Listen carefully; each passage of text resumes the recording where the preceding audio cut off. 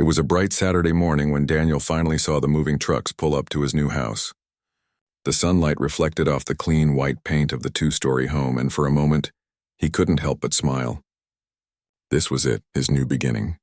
After years of saving and renting small apartments, he had finally bought a place he could call his own. Daniel stepped out of his car, stretched his back, and took in the quiet neighborhood.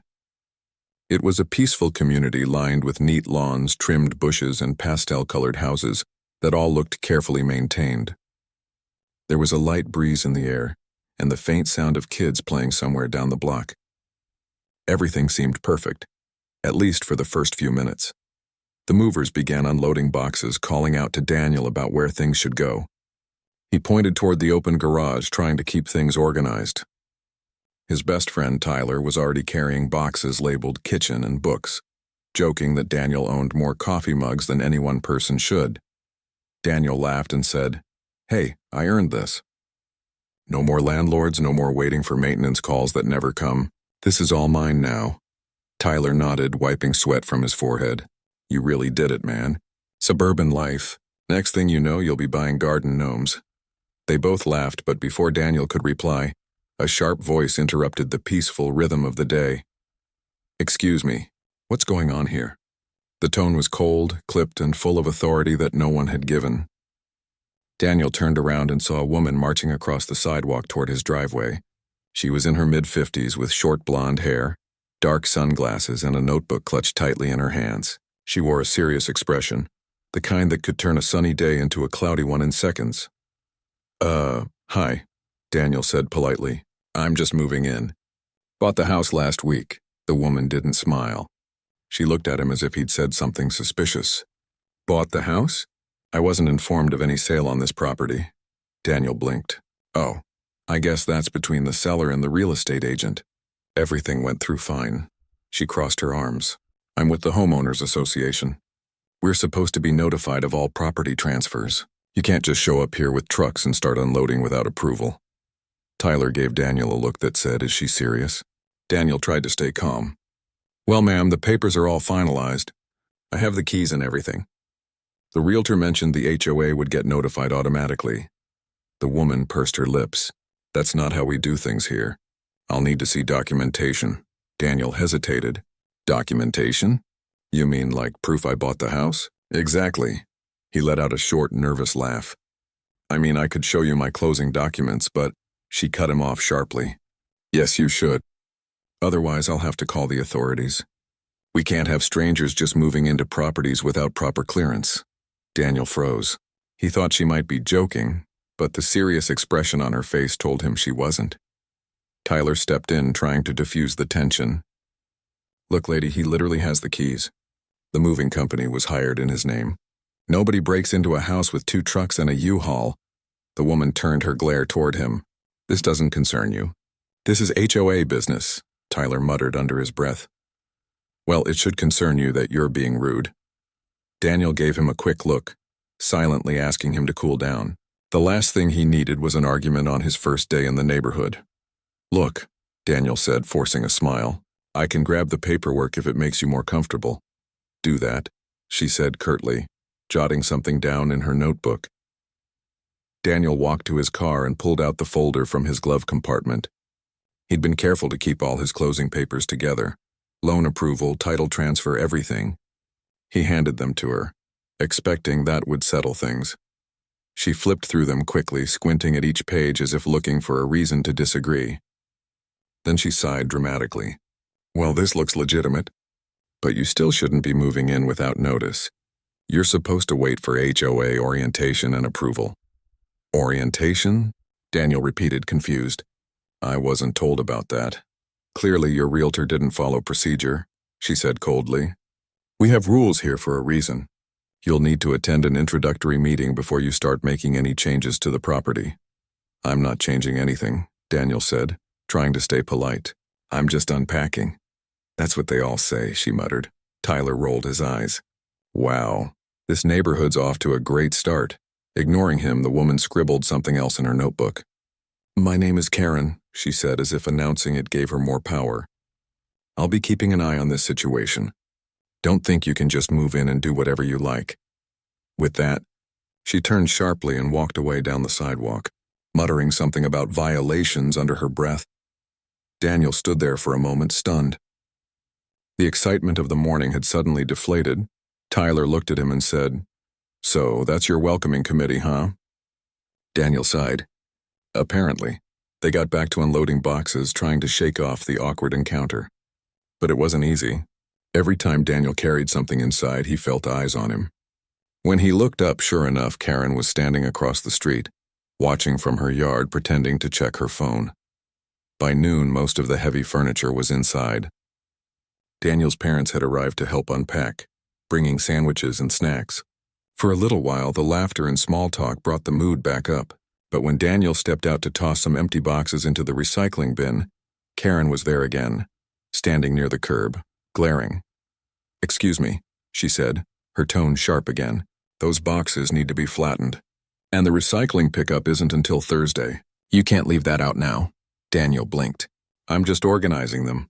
I wasn't planning to leave them out." "Good," she said flatly. "We don't tolerate messes in this community. Keep your area neat. The last homeowner was careless, and we don't want another one like that." He felt irritation rising, but forced a polite smile. "Thanks for the reminder. I'll take care of it." She gave him one more disapproving look and walked away, still muttering. That evening, after everyone left, Daniel sat on the porch with a cold drink. The sun was setting, painting the sky orange and pink. He should have been relaxed, proud even. But instead, his mind kept circling back to the encounter. He couldn't understand why someone would care that much about another person moving in. Tyler texted him, "You good, man?" "That HOA lady's intense," Daniel replied. "Yeah, it's fine. Probably just a control thing. Hopefully she'll back off when she realizes I'm not here to cause trouble." But he had no idea how wrong he was. The next morning, he woke up early to finish unpacking. As he carried a few boxes to the curb, a police car slowly rolled into the street and stopped in front of his driveway. His heart skipped a beat. 2 officers stepped out. One of them said, "Morning, sir. Are you the owner of this property?" Daniel nodded, confused. "Yes, I moved in yesterday. Do you have ID and any documentation of ownership?" The officer asked calmly. Yeah, sure," Daniel said, hurrying inside to grab his folder. When he returned, the officers were glancing around at the moving truck, which was still half full. "Is something wrong?" Daniel asked, handing over his paperwork. The officer sighed. "We got a call from someone in the neighborhood saying there might be unauthorized activity here, possibly someone breaking into a vacant home." Daniel felt his stomach drop. "You've got to be kidding me." Just then, from across the street, Karen appeared, walking quickly toward them, her arms folded like she was leading an investigation. "There she is," one of the officers murmured. She pointed at Daniel. "That's him. He showed up out of nowhere yesterday, claiming he bought the house, but no one in the HOA was informed." "I told you, officer, something isn't right." Daniel took a deep breath. "I literally showed you my documents yesterday. I own this house." The officer looked over the papers and nodded slowly. "Everything checks out here, ma'am. He's the legal owner." Karen frowned, her voice sharp with disbelief. "That can't be right. We have a system. There's no way the board approved this sale." The officer gave her a patient but firm look. "With all due respect, ma'am, this isn't a police matter. The title and keys are valid." "He's fine," Karen huffed. "Well, then maybe it should be a police matter because our HOA rules are being ignored." The officer shook his head slightly. "That's not how this works, ma'am." Daniel could feel the heat rising in his cheeks, not from anger, but from the sheer absurdity of it all. His first weekend in his dream home had turned into an interrogation because one nosy neighbor couldn't mind her own business. After a few more minutes of back and forth, the officers politely thanked Daniel for his time and told Karen to contact the HOA directly if she had concerns. They got back in their car and drove off. Karen, clearly unsatisfied, glared at Daniel one last time. "Don't think this is over," she said, before storming back to her house. Daniel stood there for a moment, staring at the quiet street. The same kids who had been playing before were now watching curiously from a few houses down. He gave them a small wave and forced a smile, trying not to let the embarrassment sink in. When he finally went back inside, he closed the door and leaned against it, exhaling deeply. This wasn't the warm neighborhood welcome he'd imagined. That night, as he sat among half-unpacked boxes, He couldn't shake the uneasy feeling that this was just the beginning. Something told him that Karen wasn't done, not by a long shot. The morning after the police visit, Daniel woke up with a heavy sigh. The sunlight streamed through half-open blinds, and for a moment, everything felt normal again. He made himself a cup of coffee and stood by the window, hoping to enjoy a calm start to his day. But when he glanced outside, his mood sank. There she was again. Karen was standing on the sidewalk across the street, arms crossed, staring directly at his house. She wasn't even pretending to be casual about it anymore. Her gaze was fixed, as if she was waiting for him to do something she could complain about. Daniel took a deep breath and muttered under his breath, "Seriously?" He decided not to let it ruin his day. He turned away, grabbed his phone, and started replying to work emails. But the peace didn't last long. Around mid-morning, a loud knock echoed through the front door. Sharp, impatient, and familiar. Daniel hesitated before opening it, already guessing who it was. Karen stood there again, clutching her clipboard. Her expression was serious, like she was about to hand down a court order. "Good morning," Daniel said, forcing a polite tone. "I need to talk to you about the moving truck," she said firmly. "It's still in your driveway." "Yes, the movers are coming back this afternoon to pick it up," Daniel explained. "They couldn't finish unloading everything yesterday." "That's not allowed," she snapped. "Vehicles can't stay parked overnight unless approved by the HOA. Daniel tried to stay calm. "I wasn't aware of that rule. It's temporary, just a few more hours." She scribbled something on her clipboard. "You'll still need to pay a fine for violation." "A fine?" Daniel blinked. "For having a moving truck?" "Yes, it's in the guidelines. You'll get the notice soon." Daniel sighed. "Look, I'm just moving in. I didn't even know I was breaking any rules." "That's why it's important to attend HOA orientation," she said coldly. "If you had, you would know these things." He looked at her, trying not to show frustration. "I'll be happy to attend when I'm told where and when it is. Until then, can I please finish moving in without more issues?" Karen gave him a tight-lipped smile that didn't reach her eyes. "We'll see about that." And then, without another word, she turned and walked away. Daniel stood there for a moment, trying to process what just happened. He could feel the tension building inside him, but he didn't want to make a scene. He knew arguing would only make things worse. By early afternoon, the movers returned to finish unloading. They worked quickly, wanting to get the job done before the rain clouds rolling in turned into something heavier. Daniel helped them move the last few boxes inside, relieved to finally be done. Just as the truck engine started up, Karen reappeared. Again. She waved her hand at the driver to stop. The driver looked confused, then glanced at Daniel. "Who's that?" "Don't worry about it," Daniel said quickly. "She doesn't run the place no matter what she says." Karen ignored Daniel completely and walked right up to the driver's window. "You can't drive on this street without clearance," she said. "Large vehicles are restricted during the weekend." Daniel stepped forward, trying to intervene. "Karen, please, they're just leaving." She gave him a sharp look. "You don't make the rules here." The driver glanced between them, clearly uncomfortable. I'm just doing my job, ma'am. We'll be gone in 2 minutes." Karen pulled out her phone. "If you leave without authorization, I'll have to report it."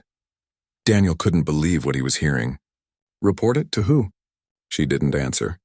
She just started typing on her phone as the movers quietly pulled away. Once the truck was gone, she looked at Daniel with a self-satisfied expression. "I've filed a complaint with the HOA board. You'll be hearing from them soon." Daniel rubbed his forehead, trying to stay calm. "Do you ever take a break?" "This community stays peaceful because of people like me," she said proudly. "If you want to live here, you'll have to follow our standards." He forced a polite nod, even though frustration was boiling inside. "Have a nice day, Karen." She turned sharply and walked off, muttering something under her breath. That night, Daniel sat on his couch surrounded by boxes. The excitement of homeownership had vanished. He felt like he was living under a microscope. Every little thing seemed to attract her attention. His phone buzzed. A text from Tyler. "How's the new house?" "Or should I ask, how's your new warden?" Daniel chuckled softly. "She's at it again. She complained about the moving truck and threatened a fine. Bro, you need cameras. Sounds like she's just waiting to catch you doing something." Daniel stared at the message for a moment. Maybe that wasn't a bad idea.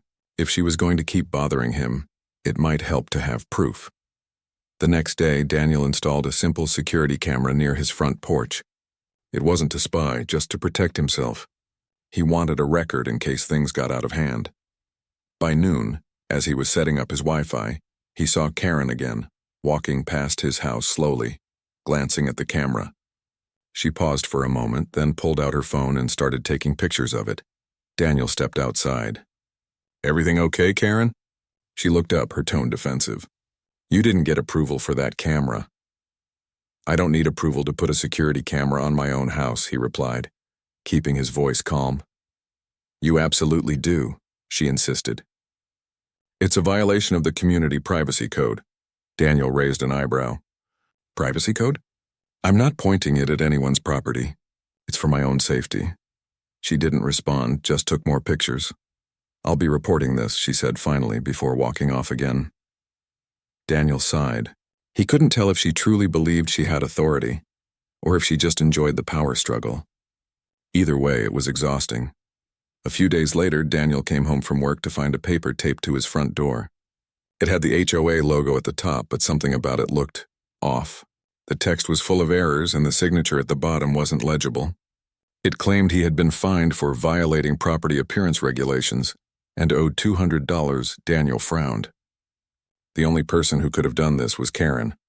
He called the number on the notice, but it went straight to voicemail.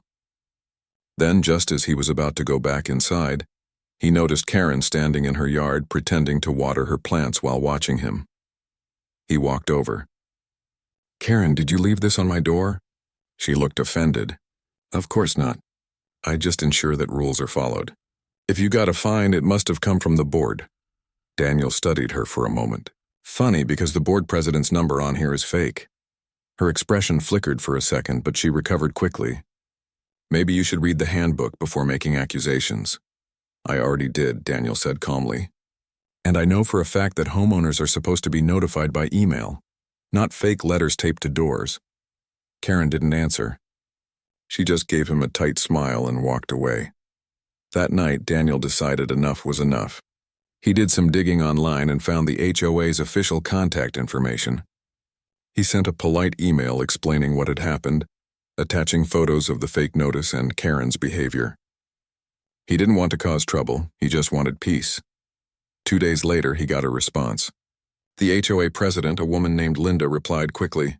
Her message was short but clear. "Thank you for bringing this to our attention. Karen is not an active member of the HOA board and has no authority to issue fines or notices. We apologize for the inconvenience. Please let us know if she continues to bother you." Daniel read the message twice, stunned. Not an active member? That meant all of her so-called authority had been fake. She wasn't even supposed to be doing any of this. He couldn't help but laugh a little, not because it was funny, but because the whole situation had been ridiculous from the start. The next morning, he printed the email and kept a copy near the door, just in case she tried something again. And of course she did. Later that afternoon, Daniel was outside setting up his mailbox when Karen appeared again, holding her phone. "You're not allowed to make changes to community fixtures without approval," she said sharply. Daniel didn't say a word.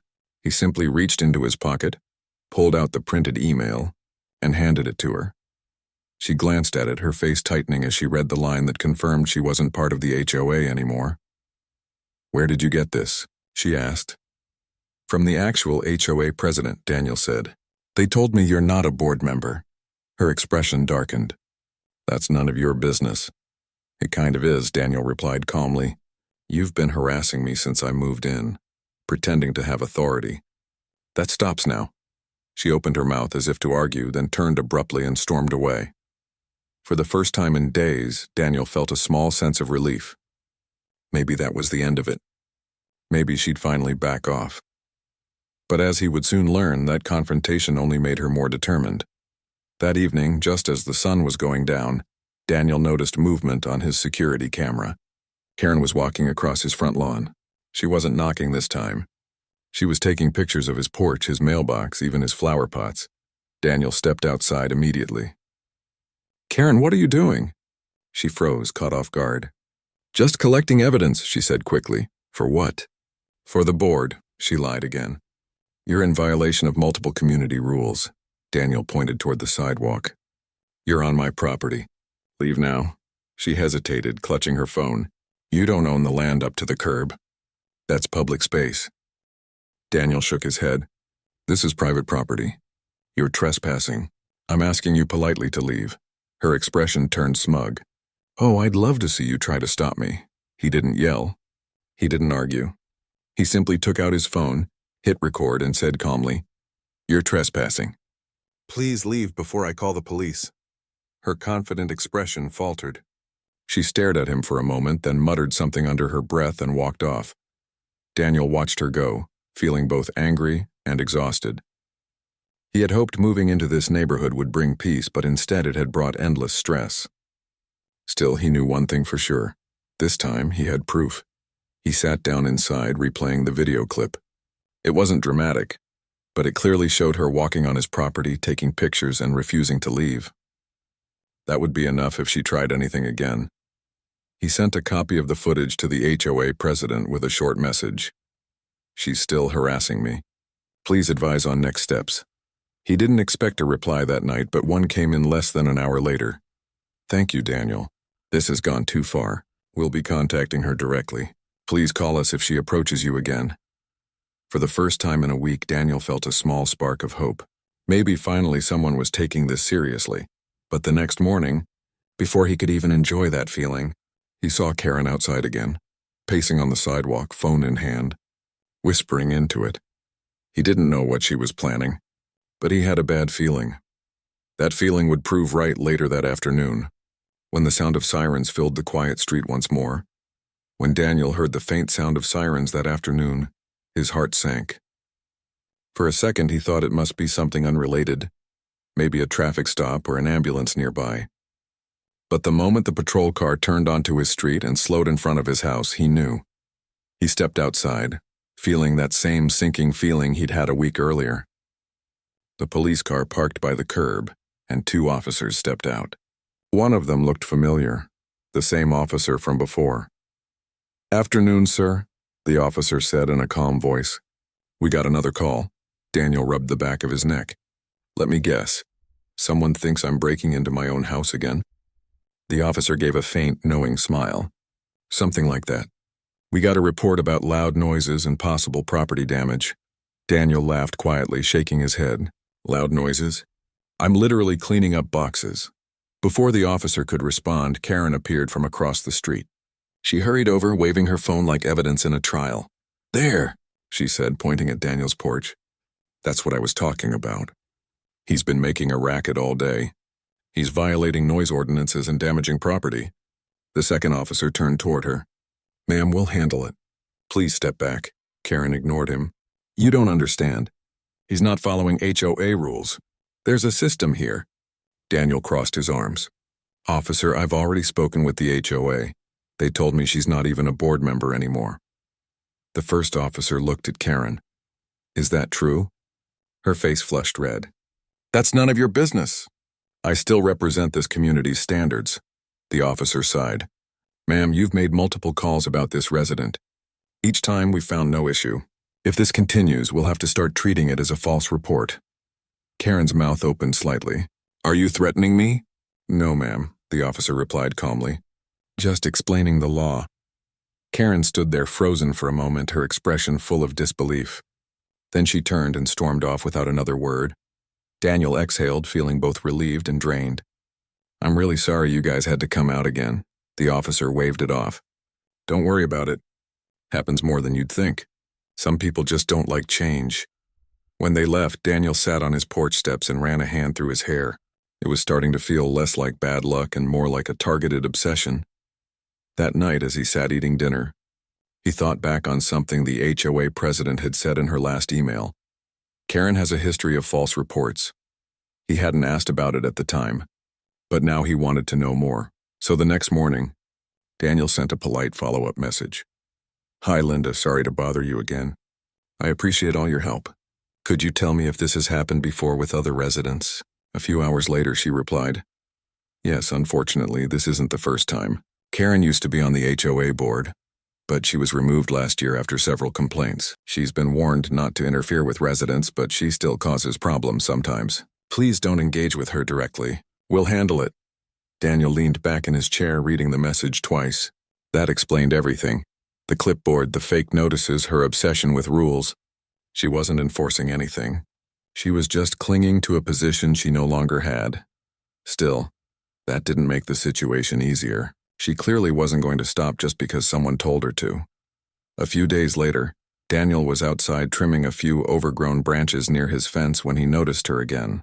She was standing just a few feet away, phone in hand, taking pictures. Again, he turned to face her calmly. "Can I help you, Karen?" She didn't look up. "You can't trim that tree without permission. It's part of community landscaping." "It's on my side of the fence," Daniel said. "I'm allowed to take care of my own yard." "Not according to HOA policy," she snapped. Daniel wiped his hands on his jeans. "Do you want to see the email from the president again?" Her eyes narrowed. "Don't talk down to me, young man. I know the rules better than anyone." He didn't argue. He simply pointed to the camera above his porch and said quietly, "Please leave, Karen, I'm recording." That did it. She scowled, turned on her heel, and walked away, muttering something he couldn't quite hear. Daniel let out a slow breath and went back to his yard work, but deep down he knew it wasn't over. That evening, just as he was about to turn in, there was a soft knock at his door. It wasn't Karen this time. It was a man in his late 60s wearing a friendly smile and holding a clipboard. "Hey there," the man said warmly. "I'm Tom. I live 3 houses down. I just wanted to say welcome to the neighborhood." Daniel smiled, a little surprised. "Oh, thanks. Nice to meet you." Tom glanced around before lowering his voice slightly. "I heard about the trouble you've been having. Don't let her get to you.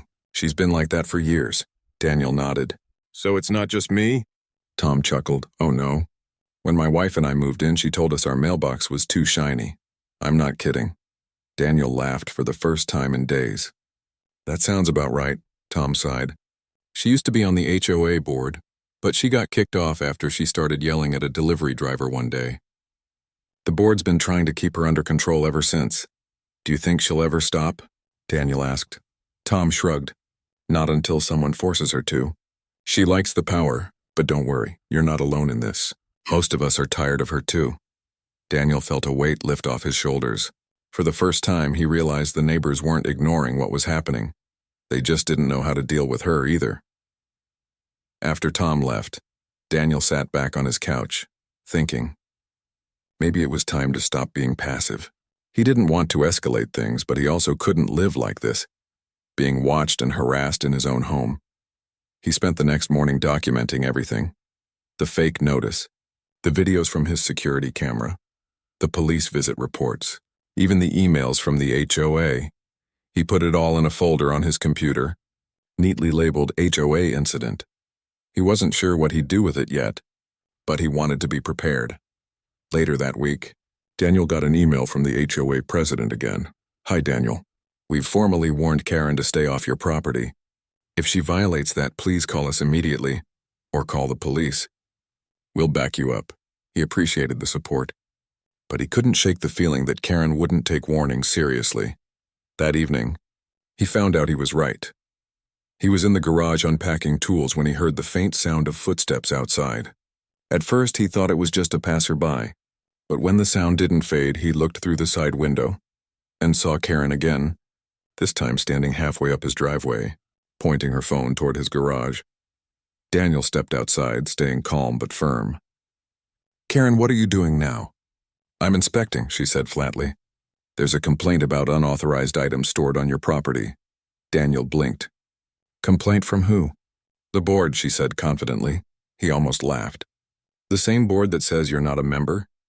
Her face tightened. "You think you're clever, don't you? I just think you should leave before you get yourself into trouble," Daniel said quietly. Karen's voice rose slightly. "You don't scare me."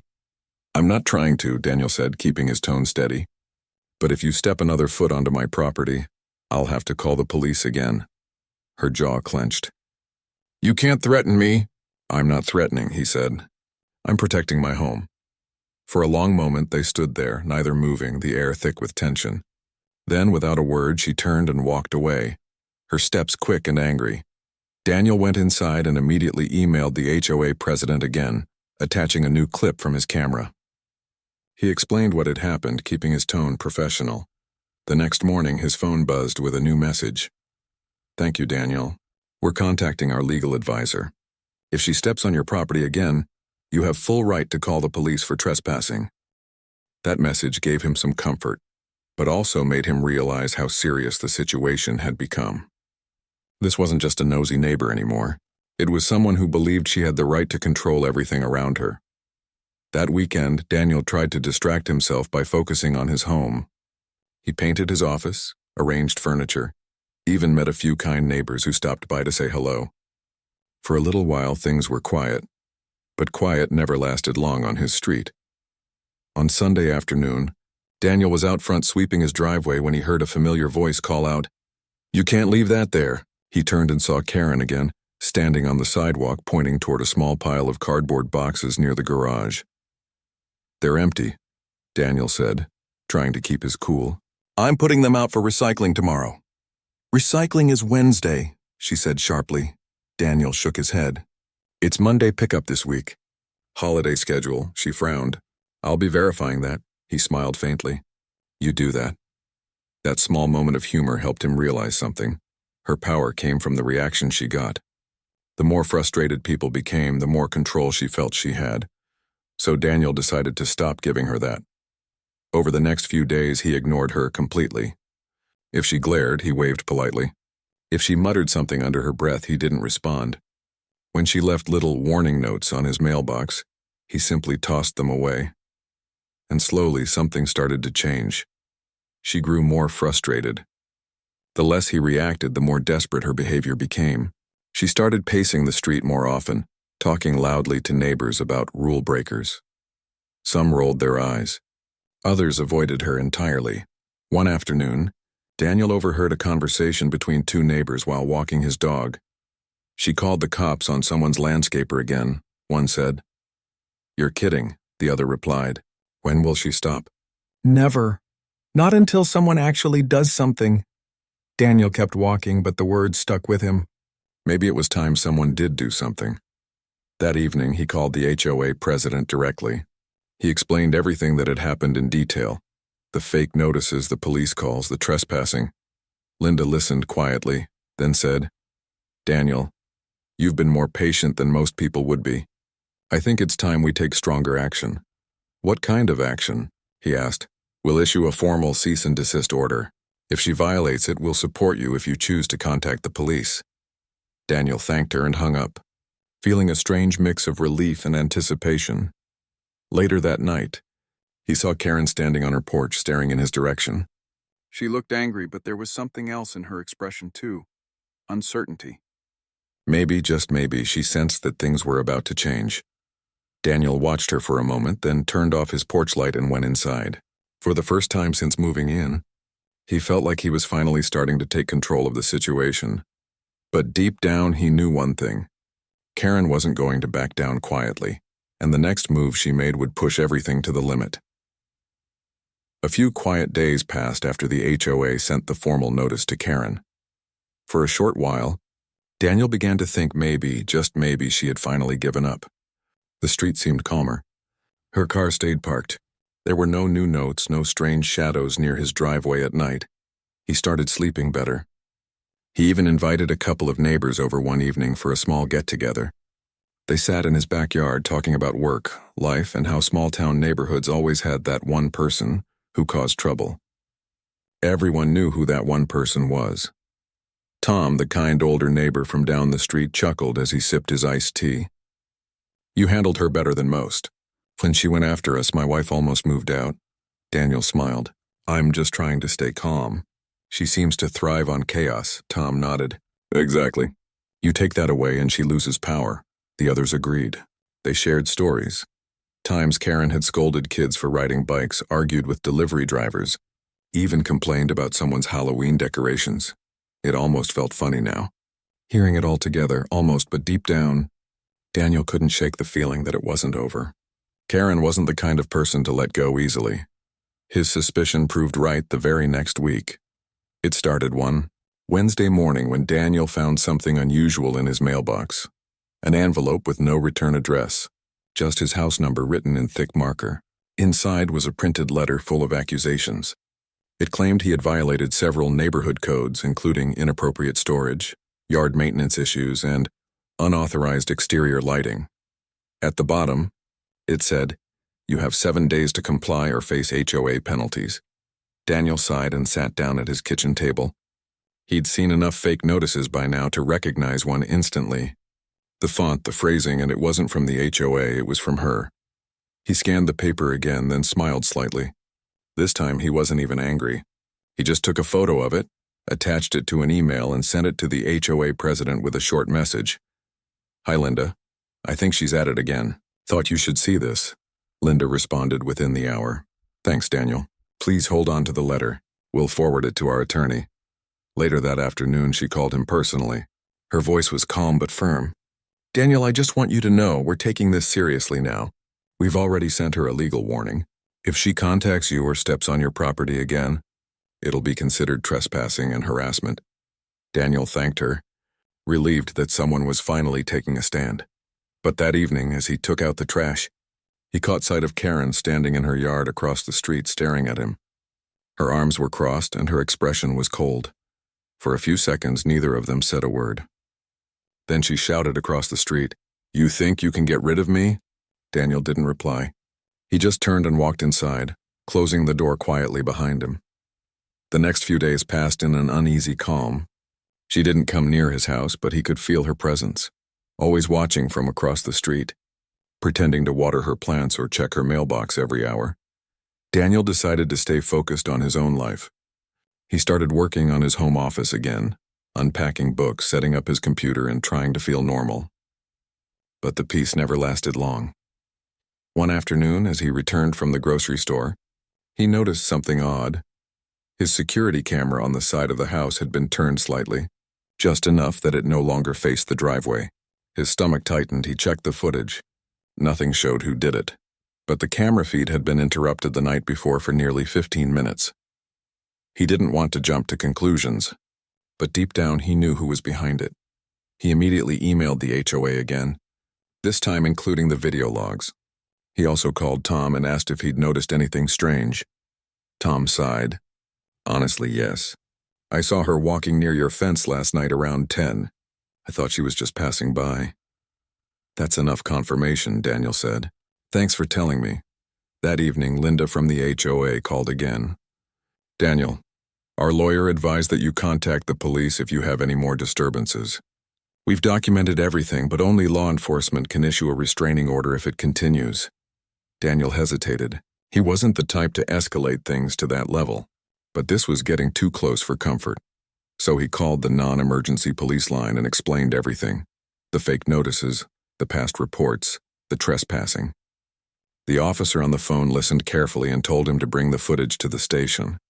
The next day, Daniel went in, handed over his documentation, and filed an official report. The officer assured him that if she stepped on his property again, it would be treated as a violation of the trespassing warning. When he came home that afternoon, Karen was outside again, pretending to sweep her driveway. She looked up as he parked, eyes narrowing. "Running to the cops again?" she called out. Daniel didn't answer. He simply smiled politely and said, "Have a good day," before walking inside. That response, calm, polite, unbothered, seemed to make her angrier than anything else he could have said. The next evening, he was sitting in his living room when he heard a faint rustling sound outside. He opened his blind slightly and saw Karen standing right at the edge of his lawn, flashlight in hand, shining it toward his porch as if inspecting something. Daniel didn't hesitate this time. He picked up his phone and dialed the local police. "Hi, it's me again," he said when the dispatcher answered. "She's on my property right now, despite the warnings." The dispatcher assured him that an officer was on the way. By the time the patrol car pulled up, Karen was still there, pacing near the mailbox. The officer approached her, spoke briefly, then turned to Daniel. "Sir, do you have her on camera?" Daniel nodded and showed the footage. It clearly showed her stepping onto his lawn. That was enough. The officer gave her a clear verbal warning and explained the consequences if it happened again. Karen tried to argue, but this time the officer was firm. "Ma'am, you've been told repeatedly to stay off his property. This is your final warning. If you violate this again, you'll be cited for trespassing." She stood there speechless for a moment, then finally walked away without looking back. After the officers left, Daniel felt a strange mix of exhaustion and relief. It was finally out of his hands that the law had spoken. The following morning, he woke up to an email from Linda. "Good news, Daniel. The board voted unanimously last night to bar Karen from attending any HOA meetings or contacting residents directly. She's officially prohibited from representing the HOA in any capacity." Daniel read the email twice, smiling to himself. It felt like the first real victory in weeks. When he stepped outside that morning, the air felt lighter. A couple of neighbors waved as they passed by. Even Tom called out, "Looks like peace is finally returning, huh?" Daniel laughed. "I hope so. For a few days, everything was quiet. No strange letters, no phone calls, no sudden appearances. Karen stayed inside. The neighborhood felt normal again. Families out walking dogs, kids riding bikes, people mowing lawns without fear of being yelled at. But just when Daniel thought the storm had finally passed, something unexpected happened. A white car pulled up in front of his house one afternoon. A woman stepped out holding a clipboard. She introduced herself as a representative from the HOA's legal team. "Hi, Daniel," she said kindly. "We just wanted to thank you for your patience. We've reviewed everything and the board has decided to move forward with formal action. You'll likely see less of her soon." Daniel raised an eyebrow. "Formal action?" The woman nodded. "Yes, we've requested a court order restricting her from approaching residents she's harassed. It's been a long time coming." Daniel exhaled. "That's really good news. Thank you." She smiled. "You handled this better than most people would. You stayed calm and documented everything. That's what made it possible." That evening, as the sun set, Daniel stood on his porch watching the neighborhood. The street was quiet. For the first time, he truly felt like he belonged there, not as the new guy being picked on, but as someone who had earned his peace. A few days later, an official notice arrived. It wasn't for him, it was for Karen. The HOA had delivered it to her door. According to Tom, who happened to see it, she looked shocked when she opened it. She stood frozen on her porch, holding the paper, before slamming her door shut. After that day, things changed for good. She stopped standing outside watching him. She stopped shouting across the street. She didn't come near his property again. Weeks passed. Daniel focused on his home, his work, and building good relationships with his neighbors. The tension that had hung over the street for so long began to fade. People smiled more. Conversations lasted longer. It felt like a real community again. One sunny morning, as Daniel watered his plants, Tom walked over with a grin. "You know, I think you might have done what no one else could. You actually tamed her." Daniel laughed. "I didn't tame her. The truth just caught up with her." Tom nodded thoughtfully. "Maybe. But you handled it right, calmly, with patience. Most folks would have lost it by now." Daniel smiled. "I just didn't want to become like her. Sometimes peace is the best revenge." Tom chuckled and patted his shoulder. "Well said." As Daniel looked around, he realized how much things had changed. His home finally felt like home, safe, quiet, and full of possibility. The fear and frustration of those first weeks were fading into memory, replaced by something new. Peace, respect, and a sense of belonging. He still saw Karen occasionally, but only from a distance. She kept to herself now. She walked quickly to her car, avoided eye contact, and never said a word. It was as if she'd finally accepted that her power was gone. Daniel didn't feel hatred or triumph, just relief. He wished her well in his heart, hoping she'd eventually find something better to focus on. That evening, as the sun dipped behind the rooftops, Daniel sat on his porch with a cup of coffee. The soft sound of wind rustled the trees, and somewhere down the street, kids were laughing as they played. For the first time since moving in, he felt completely at peace. He thought back to that first day, the police lights, the shouting, the uncertainty, and smiled softly. What a journey it had been. But now, it was over. He'd stood his ground, stayed calm, and let the truth do the work. And in the end, that was enough. A few months passed since everything had settled down. Life on the street slowly went back to normal, the kind of quiet normal that most people never notice until it's gone. Daniel's days were peaceful now. He woke up early, brewed his coffee, and watched the sun rise over the roofs of the neighborhood. Birds perched on the fences. The sound of sprinklers filled the air. It was finally home, the kind of home he'd dreamed of when he first signed those moving papers. The tension that once hovered over the neighborhood had disappeared. People smiled when they passed each other. Children rode their bikes again without being yelled at. Neighbors waved more often. There was laughter on the sidewalks. The air just felt lighter. Daniel became something of a familiar face around the block. The man who once kept to himself was now the guy people stopped to chat with. He helped one neighbor fix a mailbox, lent another his ladder, and even hosted a small barbecue in his backyard. Tom, his friend from down the street, teased him one afternoon while flipping burgers. "You know," he said with a grin, "you've become the most popular guy in the neighborhood." Daniel laughed. "I wouldn't go that far." "Oh, you would," Tom said, pointing with his spatula. "After what you went through, everyone respects you now. You handled that whole mess with more patience than anyone I've seen." Daniel shrugged modestly. "I just didn't want to make it worse. Sometimes, staying calm is the only way to win." Tom nodded.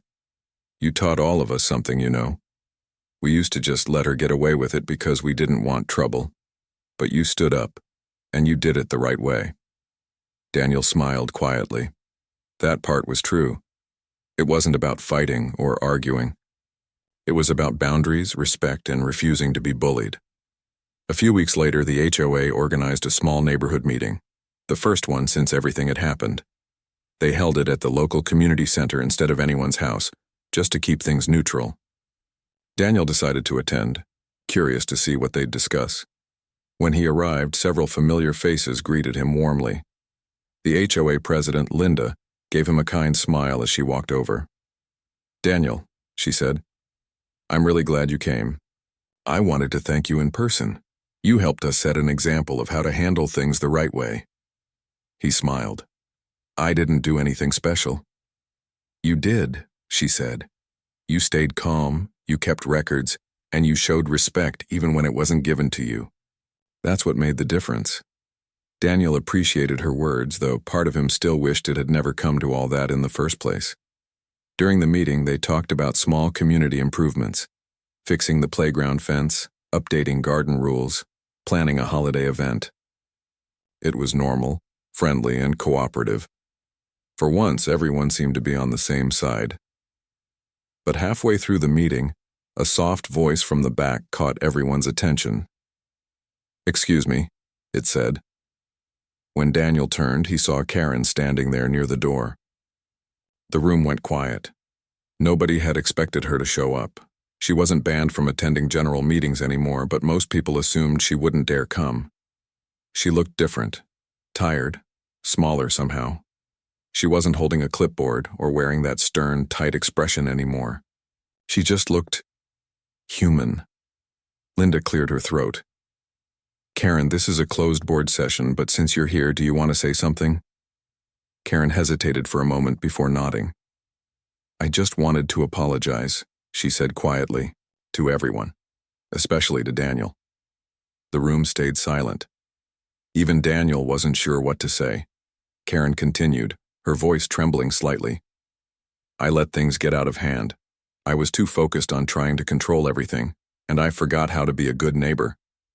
I caused a lot of stress. I just wanted to say, I'm sorry. It wasn't a dramatic speech, it wasn't perfect, but it sounded honest." Daniel looked at her and nodded. "Thank you," he said simply. "I appreciate that." She nodded back, her eyes glistening a little, then quietly left the room. For a moment, everyone sat in stunned silence. Then Linda smiled softly. "Well, I think that's a first." A few people chuckled, breaking the tension. Daniel sat there quietly, processing what had just happened. He didn't feel anger or satisfaction, just relief. It was as if a long, heavy chapter had finally closed. After the meeting ended, a few neighbors came up to him, patting his shoulder and thanking him again for how he handled everything. But what stuck with him most was the look on Karen's face. Not proud, not defensive, just tired. Maybe she'd finally realized what she had lost by trying to control everyone else. That night, Daniel sat on his porch again, sipping his tea and looking out at the street. He could hear crickets chirping and see porch lights glowing softly in the distance. The world felt calm. He thought about how strange it all was, how one person's obsession with control had nearly torn apart a whole neighborhood, but also how something good had come from it. People had grown closer, kinder, more patient. He realized that sometimes conflict reveals what a community is really made of. In the weeks that followed, Daniel noticed small changes. Neighbors who barely spoke before now helped each other out. Kids played outside more freely. People waved when they passed his house. Even the HOA meetings started to feel less like arguments and more like teamwork. As for Karen, she kept mostly to herself. She still lived in her house across the street, but she no longer stood outside watching or lecturing people. Sometimes Daniel would see her tending to her flowers quietly, or walking her dog early in the morning when the streets were empty. Once their eyes met briefly from across the road. She gave him a small, polite nod. He nodded back. That was enough. Months later, during the spring, the HOA hosted a neighborhood cleanup day. Families came out with gloves and trash bags, sweeping sidewalks, trimming hedges, and planting flowers. Daniel volunteered to help organize it. To his surprise, Karen showed up too. She didn't say much, but she worked quietly beside everyone else, raking leaves and carrying bags to the curb. At one point, she walked up to Daniel with a small potted plant in her hands. "These are extra," she said softly. "I thought they'd look nice near your fence." Daniel accepted it with a kind smile. "Thank you. That's thoughtful." She nodded, then went back to her work without another word. It wasn't friendship, but it was peace, and that was enough. As the day ended, Daniel looked around at the neighbors chatting and laughing, the children playing on the sidewalk and the row of clean, welcoming houses. He felt something he hadn't felt since moving in: belonging. When he'd first arrived, he just wanted a place to live quietly, to mind his own business and build a home. He hadn't expected drama or conflict, but in a strange way, the whole experience had brought the neighborhood together in ways that might never have happened otherwise. He had learned something important through it all, that standing your ground doesn't mean fighting. It means being patient, kind, and steady, even when it's hard. A few weeks later, Daniel decided to write a small post for the neighborhood newsletter. Something simple, just a thank you note to the community for coming together. It read, "Moving here wasn't easy at first, but I've learned how strong this community really is. We're not just neighbors. We're people who care about one another. Thank you all for making this a place worth calling home." When the newsletter went out, people mentioned how much they appreciated it. Even Karen left a short note in response. "Well said. Thank you for reminding us what community means." It was short, but it meant something. That summer, Daniel's home finally looked the way he had imagined when he first moved in. The walls were painted, the garden was blooming, and there was a small swing chair on the porch where he liked to sit in the evenings. Sometimes he'd see kids riding past on scooters, neighbors walking dogs, and laughter echoing down the street. Life was peaceful again. One evening, as the sun dipped low and the sky turned orange, Tom stopped by with a couple of sodas. They sat together on the porch steps just like old friends. Tom took a sip and said, "You know, you could write a book about all this." Daniel chuckled. "No one would believe it." "Oh, they would," Tom said. "They just think it's one of those stories with a moral at the end." Daniel smiled. "And what do you think the moral is?" Tom thought for a moment. "Maybe that peace isn't something that just happens. You've got to protect it, earn it, and sometimes fight for it, but in the right way." Daniel nodded slowly. "Yeah, I like that." They sat there quietly for a while, watching the last bit of sunlight fade. The streetlights flickered on one by one. After Tom left, Daniel stayed outside a little longer, thinking about how far things had come. From that first day with flashing police lights to now, it felt like a lifetime ago. He thought about Karen too. Not with anger, but with understanding. Everyone carries something, and fears, regrets, a need for control. And sometimes it comes out in the wrong way. He hoped she had found some peace of her own. The breeze carried the soft scent of jasmine from the yard. Somewhere a dog barked. The sound of quiet laughter drifted from down the street. Daniel leaned back in his chair, smiling to himself. Life wasn't perfect, and it never would be. But it was peaceful. And that was more than enough. As the stars began to appear above, he whispered softly to himself, "This is home." And this time, he truly meant it.